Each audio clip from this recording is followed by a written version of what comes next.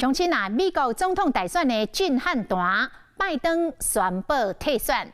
挡袂过民主党内几啊礼拜以来爱伊退选的压力，美国的总统拜登伫当地时间21号伫社群平台宣布退出着总统大选，而且支持着副总统贺锦丽来选总统。拜登讲，伊会做完最后3个月总统的任期。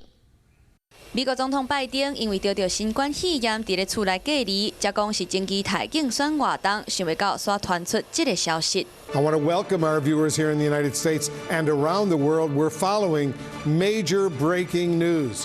President Biden has just dropped out of the 2024 presidential race and is publicly endorsing Vice President Kamala Harris to be the Democratic presidential nominee. 美国总统拜登伫咧昨昏透过社群平台 X 宣布退出2024美国总统大选，除了表态支持副总统贺锦丽，阁表示会归心甲村的任期做完。这个重大推文随后全美国甲国际社会拢真着惊。根据路透社转述知影内情的消息人士讲法，拜登原本的态度。 拢是参选到底，所伫咧昨昏下晡1:45分，雄雄甲资深的幕僚讲要退选，而且伫咧宣布的前1分钟，才甲贺锦丽有白宫的幕僚长齐安兹通知。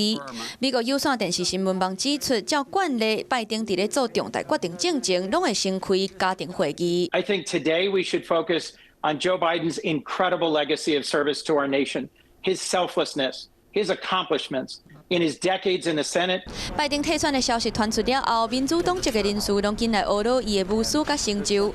大部分民主党的选民表示，对拜登退选是无感觉意外，不过嘛有选民表示感受是真复杂。I have mixed feelings about it, to be honest with you.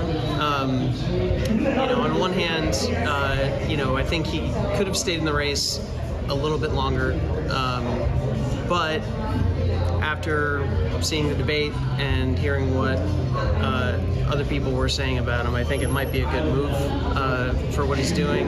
美国总统拜登伫咧顶个月电视辩论会当中表现无好，了后阁参加北约峰会等等的重大公开场合，话阁讲无清楚，甚至是失言，引发着换人的声音。这段时间，共党的民主党人士嘛一直施压，要求拜登就要退选。 Hello， 我是雷亚。想要抢而先掌握最及时的新闻资讯吗？赶快订阅、按赞、开启小铃铛，锁定华视新闻 YouTube 频道。